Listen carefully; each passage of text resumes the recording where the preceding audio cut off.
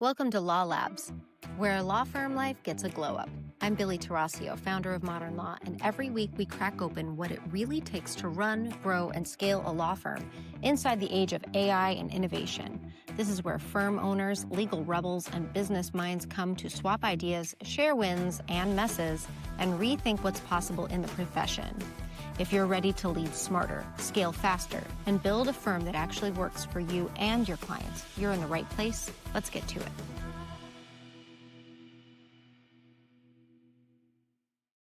Hello and welcome to a Law Labs edition of the Modern Arizona podcast. I'm your host, Billie Tarasio, today joined by a special guest, Chad Burton. Hi, Chad.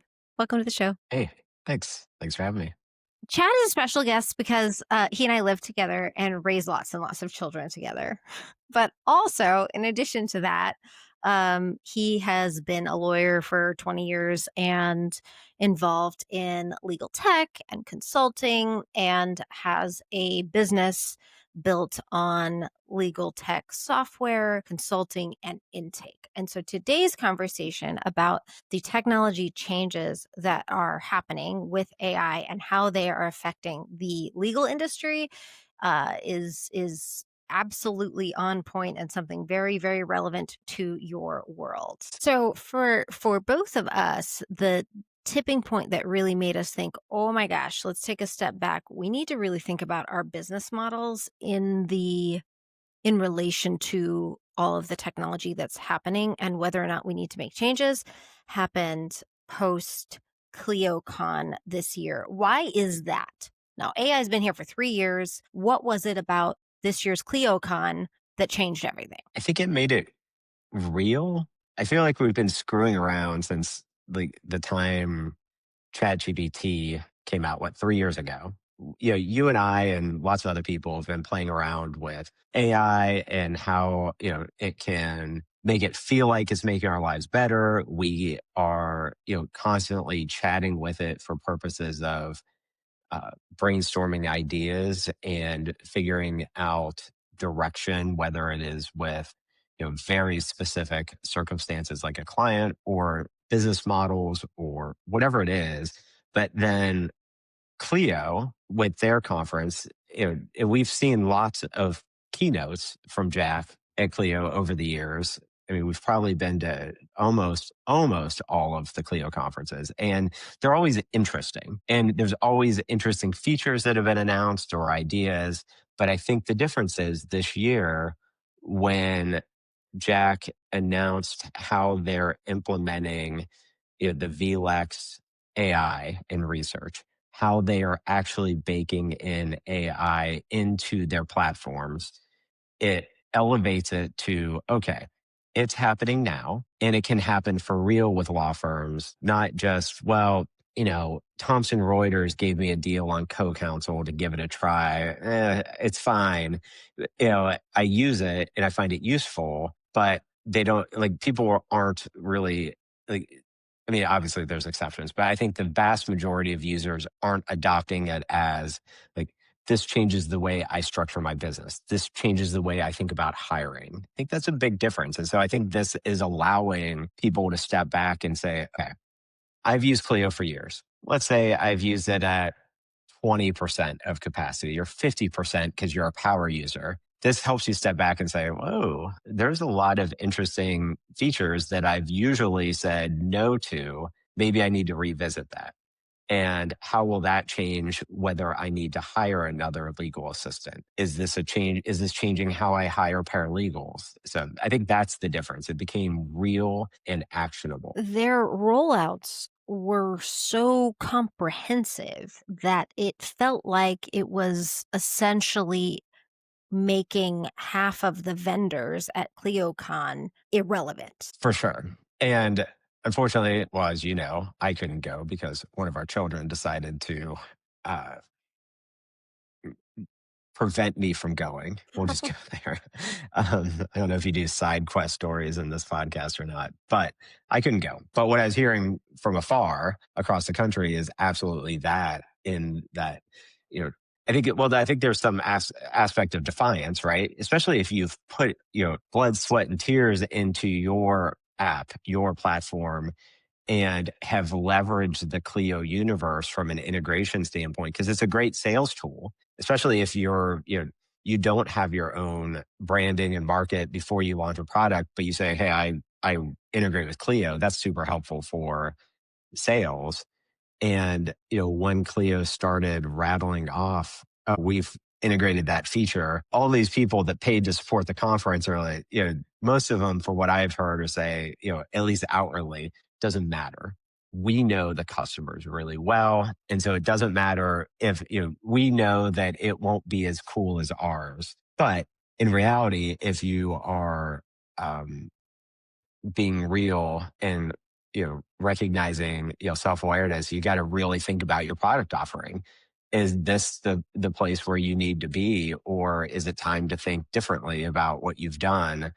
um, because you're just not gonna you're probably not going to compete as much as you thought you. Right. Absolutely. So essentially, what Clio rolled out is the the features that many of these companies were doing. Contract review, automatic time tracking, um, AI intake, AI communications with your clients, proactively telling you the things that you need to be working on in your cases.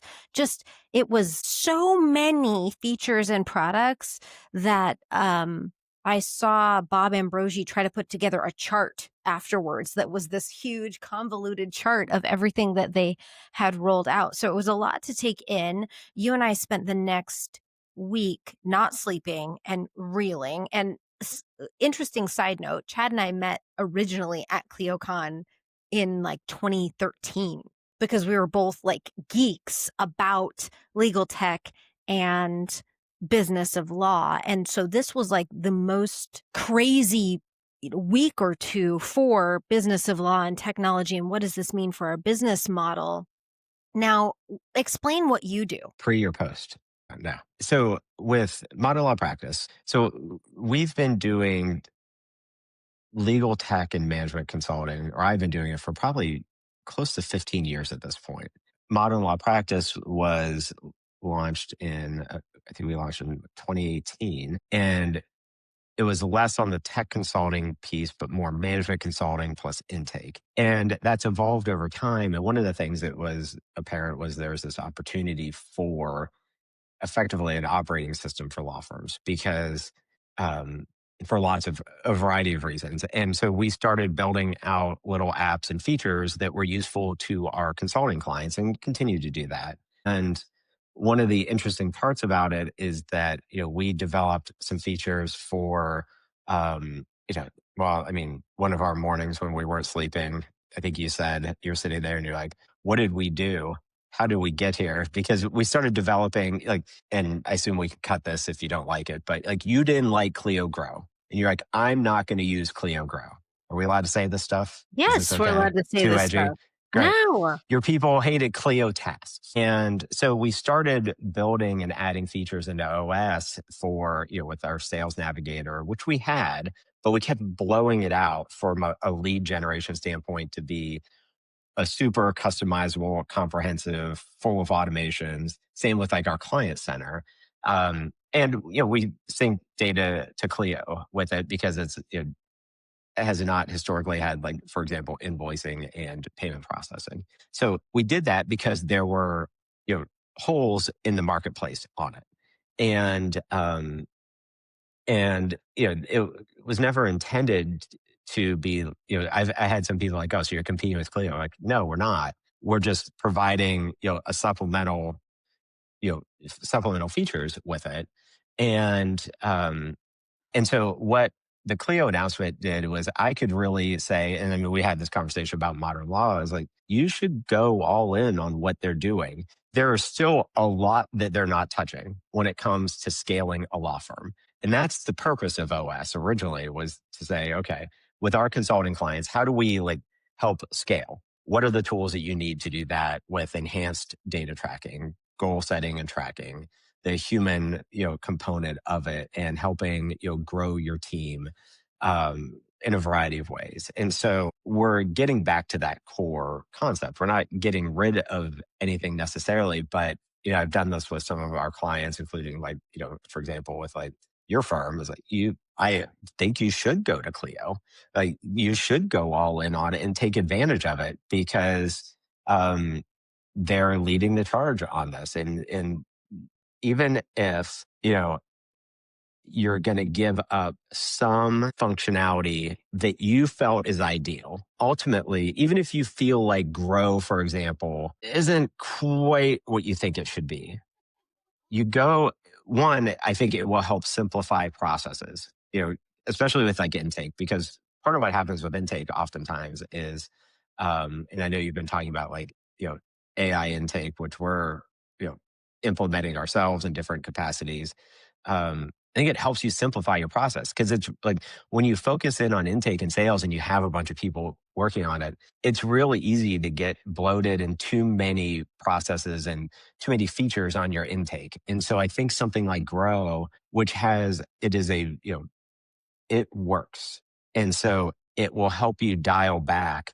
What do you really need to do to push those leads through to get them to start paying your firm money? Like, so I don't, so even, with somebody like you where you're like, I don't like Grow. I don't want to use it. Now I think is the time to jump in on it because especially if you're using the rest of the universe, it'll just work better. Yeah.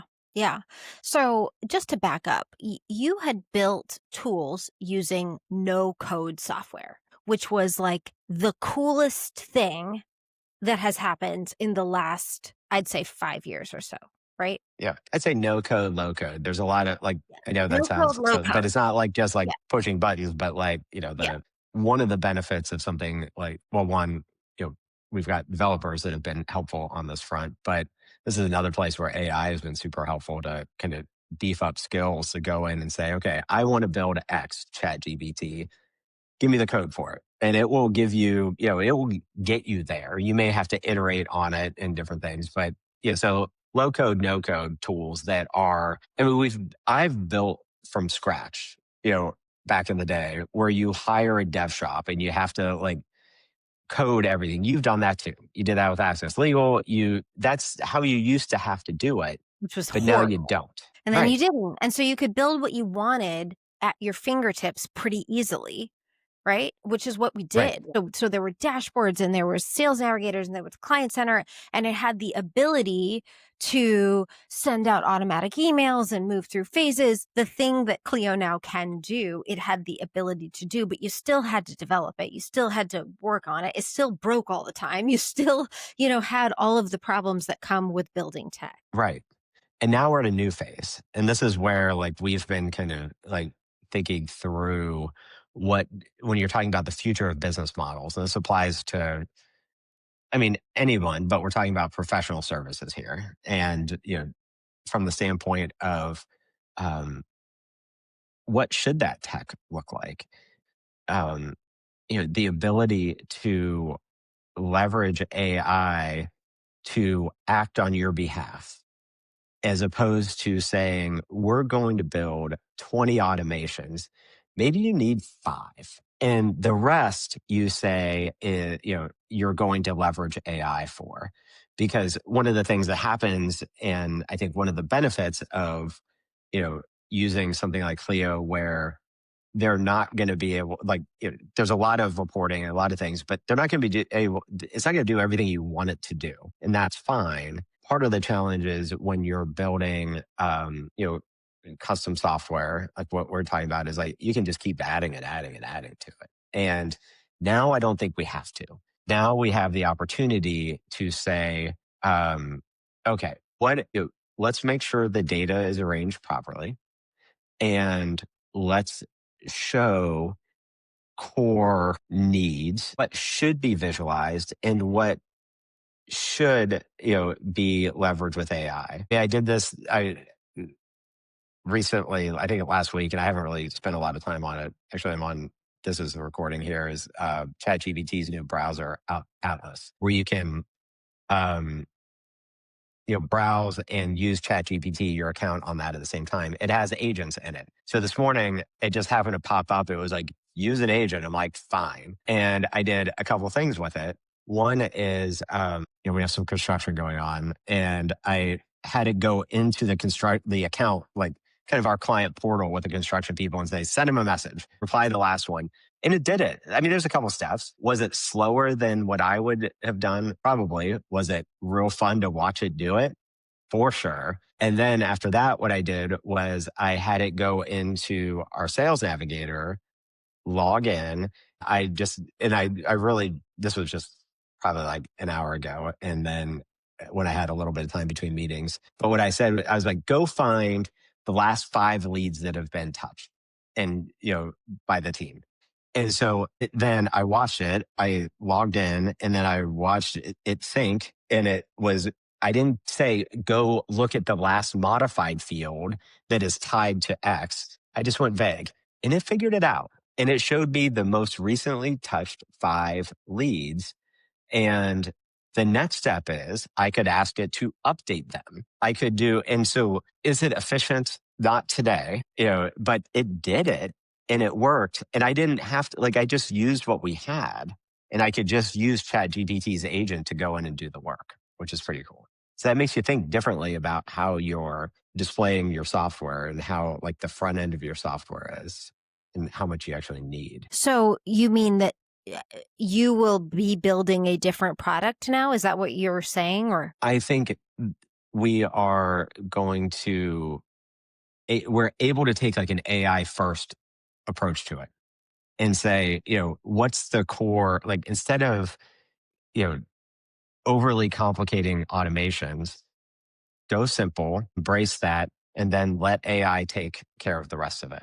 And there's lots of, when we talk about agents, there's lots of different angles on it. There's what I just talked about, which is ChatGPT going in and doing work. There's also behind the scenes agents, which are um, doing work based on triggers, whether it's an updated field or the time of day or a button. So there's lots of different ways to leverage it.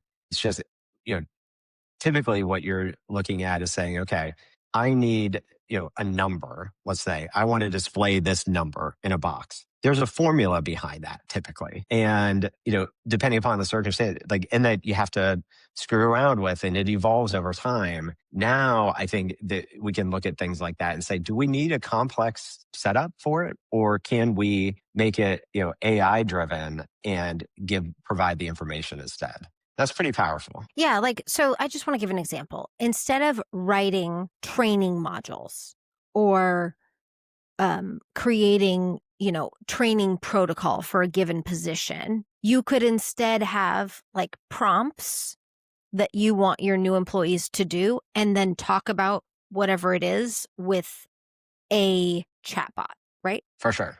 That's where your knowledge base becomes super important. And, being able to store as much information and keeping your processes and procedure those have to remain up to date because especially if you're having employees interact with it, so we're still taking core business functionality has to be in place.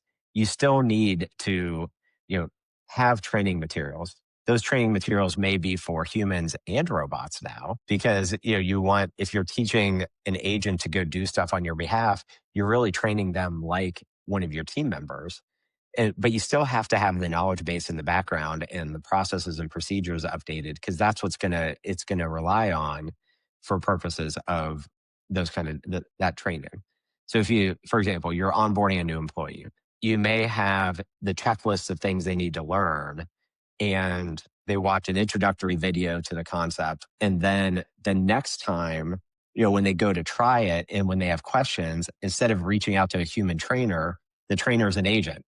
And that agent still needs the background information, just like your human trainers need to be able to answer those questions. And we've kind of already been doing this, right? I mean, at least in my firm, we have a ChatGPT Teams account. And many times when people ask questions, the answer to them is, have you used ChatGPT to Right. figure out your But tech problem? Or, you're stuck with blah, blah, blah, or you don't know how to update XYZ, mostly with regards to tech.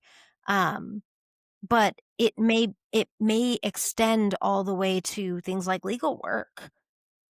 I've done this, this, and this. This is what's happened in this case. What do I do next? And it might give you a lot of ideas. for sure. And the example you're talking about with tech, I think there's two categories of ways of looking at it. There's one which is a Google Workspace user, doesn't know how to use labels effectively.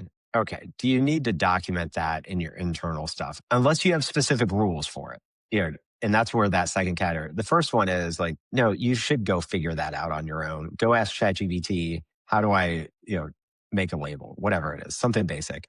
But where the difference is, if you have rules or processes in the firm that say, when we create labels, we do it X, Y, and Z. Or when we use, Clio tasks, here are the processes on how we use it.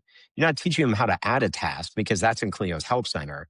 But if, the expectation is that, somebody, a certain person needs to be assigned, something and a new employee forgets it or doesn't know, they can go ask that question. Knowledge based bot comes back with the answer. That's different than just saying, go ask Clio. So you've got those two categories: general knowledge that could be looked up via AI, like a chat GBT, or, internal stuff. In your opinion, what do people need to be doing right now to not get left behind? Or are we so unstable because tech is changing so fast that it is a perfectly reasonable option to just wait until the dust settles and then dive in? I think we can go back so let's back up.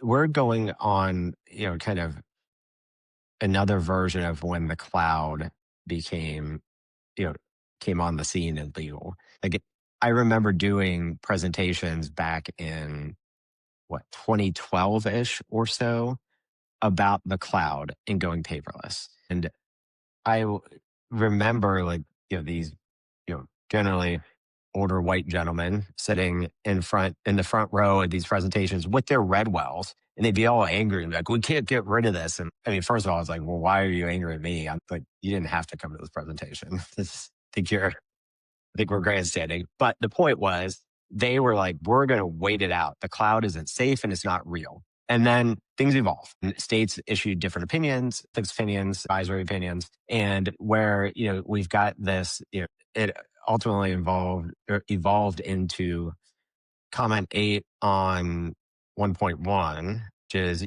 that part of competency is understanding the risks and benefits of technology. And so that concept that really came from the move to the cloud still is in effect now, is still like, don't, is it mandatory? But no, but it doesn't allow you to stick your head in the sand and pretend like it's not happening. I think so I don't think you can just sit back and do it. You get to do it your own way. Everybody gets to do it. Like, most firms aren't going to move like you. Like, they're not going to move as quickly as you and say, oh, got to move, like, go. Like, most people are going to take a more measured approach to it and do it their own way. And not in like, I'm not saying your way is wrong. We prefer moving quickly and making decisions quick and going, but everybody gets to do it their own way. But I don't think you get to pretend, because you are using AI in one way or another. If you are somebody that's like, I use Outlook and nothing else. Well, guess who has, like, what is it, like a 28% stake in OpenAI? It's Microsoft. Like, you're using it in some fashion. It's kind of like, it's the same as the cloud. When people are like, I don't use the cloud. It's like, well, do you use this? Yes, that's the cloud.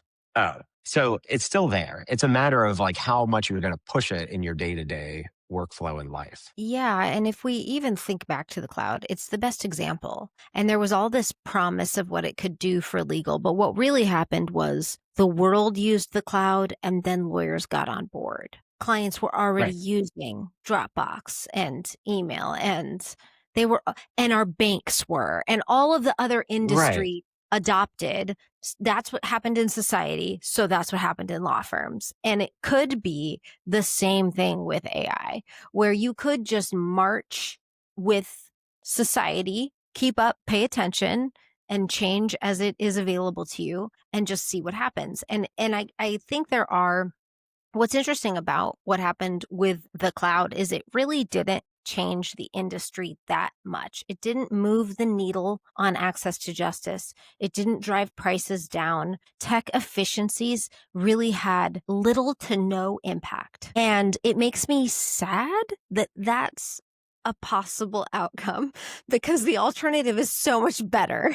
It is, but I think that because I remember doing this kind of analysis early on where people had servers and they're like, which is going to be more expensive, the server or the cloud?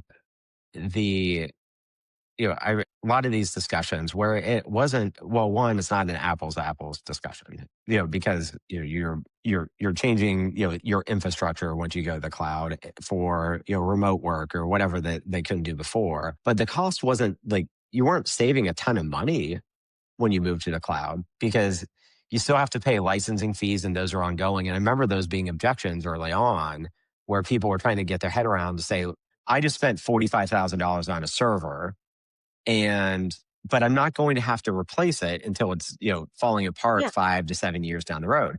But if I Mhm. do adopt this cloud-based solution, I'm going to have to pay a big chunk of money each month, each Mhm. year, so I don't feel like I'm saving money. So it Mhm. was more about putting a different infrastructure in place. This is, you know, e- effectively allowing you to make decisions, say, do I hire a person or do I leverage some of these tools that are out there, such as, legal AI intake, where you can, you know, do a decent job of replacing a client advocate and be able to, or at least not have to hire new ones as you continue to scale. And so I think that's it. So when you're looking at I bet most firms for the foreseeable future won't change their current headcount. But when you're looking to grow, and that's where I think the benefit for this is when we're talking about scaling.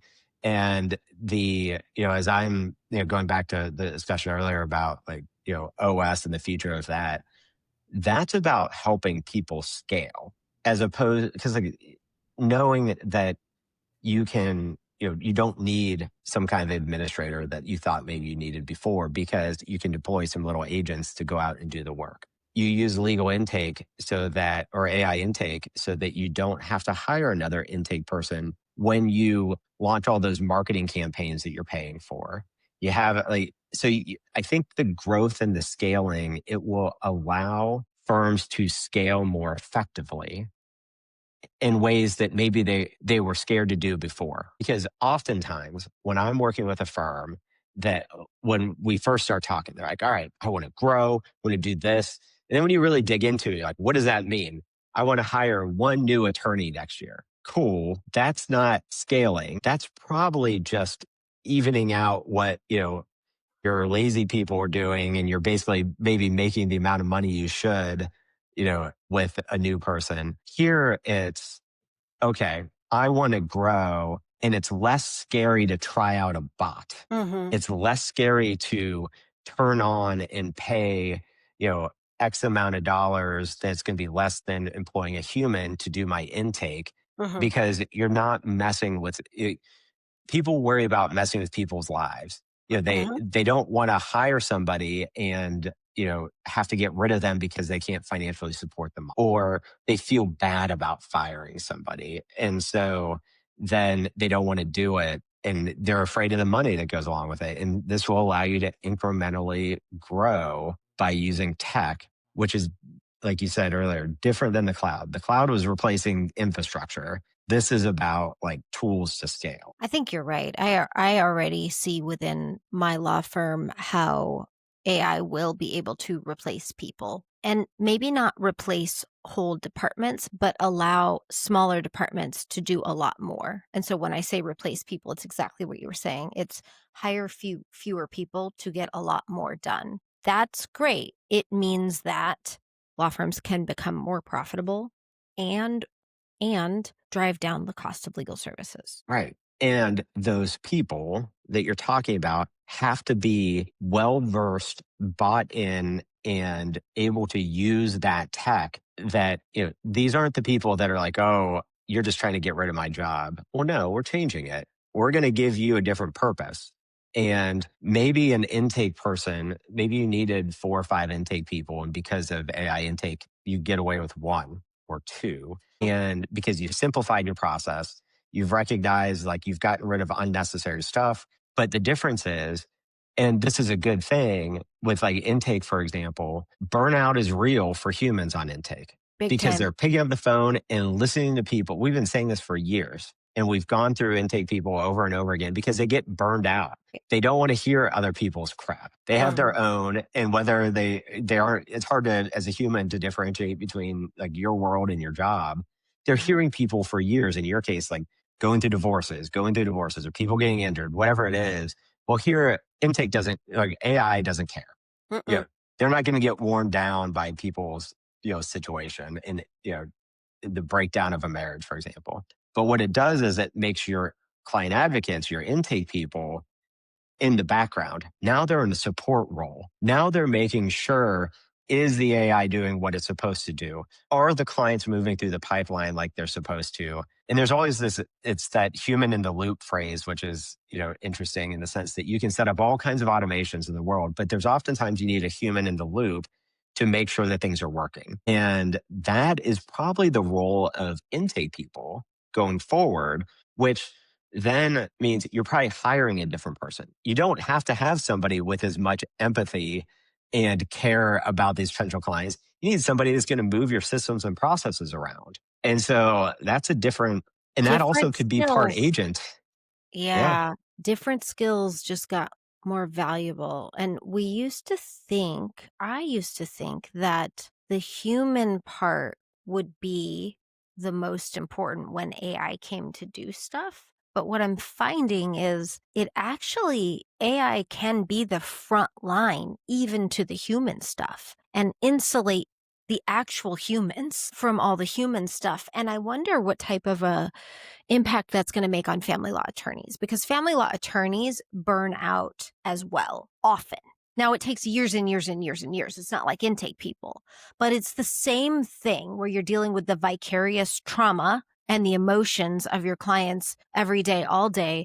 And if some of that can be absorbed by AI that is providing constant feedback, telling you what's going on in your case, giving you all the updates, will it reduce burnout? I mean, it makes sense that it would, but it also could have the flip side for some people to say it requires self awareness on that from an attorney perspective. Because now you have, you're kind of if you recognize that it's making it better for you, some people will probably say, this is taking away the whole reason I got into it in the first place because I care about people, because such and such happened to me when I was little. And that drove me into the law and to be a family lawyer.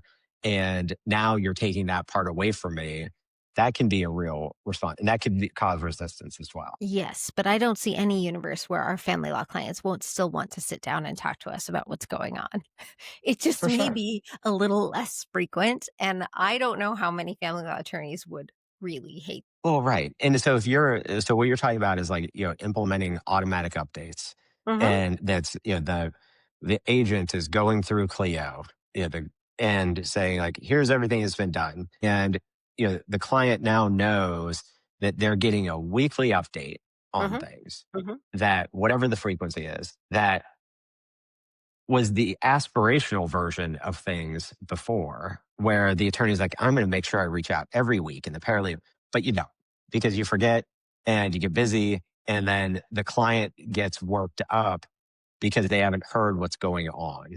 This way, they know they expect their, weekly cadence that's not going to be forgotten, that's going to get updated and will go out, which then perhaps will force attorneys and paralegals to also stay up on their cases. Because if you've got these like AI updates going on and nothing's moving along and you're not controlling the communication on it, now you're getting forced into doing your job on, Yeah, properly, which is yeah. not a bad thing either. No, moving cases along quicker is a good thing. And I also could see a universe where an attorney and a client have a meeting to go over strategy and whatnot. The notes are transcribed and taken. They go into the client portal. The client can realize they have questions later about something. What did the attorney say about blah, blah, blah? And they can go ask the bot. Hey, what do I need to do again to prepare for this upcoming hearing? Or, all Right. of those things that you forget, and just being able to have AI provide that information once we have a closed loop. So the very cool thing about what Clio's now doing is it's a closed loop where it will be able to look at this client's file and answer questions to this client about their specific file. Not general ChatGPT, tell me about my upcoming hearing. No, no, this is specific. Well, your ex is claiming, why. And it's just going to be a lot more specific and targeted. Right. And that's one less phone call or email that the legal team is going to get that adds to their to-do list that then causes stress and, you know, weighs them down because like, oh, I've got 10 clients that just emailed me that wants all this information. I don't have, what am I going to eat? And I don't have time, like the time of Right. day to do this. And that will be, everybody will feel more comfortable at the end. Chad, if people are listening and they're like, I know I need to do something, but I don't know what, where do I even start? What is your advice to them? I would say if you don't know where to start, to first dive into some of your biggest pain points. What are the things you've tried to do, in your firm that you haven't gotten off the ground? That may be the hiring piece. That may be the tech, whatever it is, and you start small on it. Look at what tools are out there to kind of you know, even dabble in it with, using ChatGPT, the agent thing I was talking about earlier. Go screw around with that just to understand. Like you press a button and tell it what to do, and you can start to see the potential on it. Because I think that's what's interesting about where we're at right now is there's so much potential. Like, for example, the tools you just talked about with the idea of the client going in type, that exists. That's doable right now. And for them to go in and be able to ask a Zoom transcript, what happened, what's going on with my case, has to be structured right, but it exists. And so there's this element of, and even you and I have been going through this, like, for the past few weeks, which is like analysis paralysis of like, where do we start? And you just got to go. There's too many And options, right? But I really too like many options. your advice of like what's pick something that you're stuck Just on. pick something. That's a Yeah. really good And advice. what matters most. We just had this conversation last night because I was trying to decide between a couple options on some things. And you kept asking me the questions that I had been thinking about, well, which matters more? I'm like, I know that's the problem. I'm not sure. And they're like, you're like, what did the AI say? And I had already had the chat GBT discussion and it gave me an answer. And I went back and looked at it and I was like, I realized the way it got teed up wasn't the best, like middle of the road thing. So I started over again and I kind of took your angle on it. And I had this, another long conversation and did it right this time. So that's another answer too. Is starting small is go to the robot, ask ChatGPT, hit record and just be like, hey, here's what I'm working on. And this is what I'm struggling with. What are the ideas? And go from there. And I mean, I'm always up for these conversations. So that's the other angle too, is people can, happy to have a conversation on it because there's lots of options and it is, it's difficult to work through at this point. Thank you for coming on my show. Thanks for having me. Yeah, appreciate it very much. We will get Law Labs up and I will have a way where people can get a hold of you if they want to talk tech or they need help with implementation of any of the stuff that we're talking about. Sounds good. Thanks for having me. Bye. Thanks for joining me on Law Labs. If today's episode gave you something to think about or something to act on, I'd love to hear from you. Don't forget to subscribe, leave a review, and share the show with someone building the future of law. Until next time, keep experimenting, keep evolving, and I'll see you back in the lab.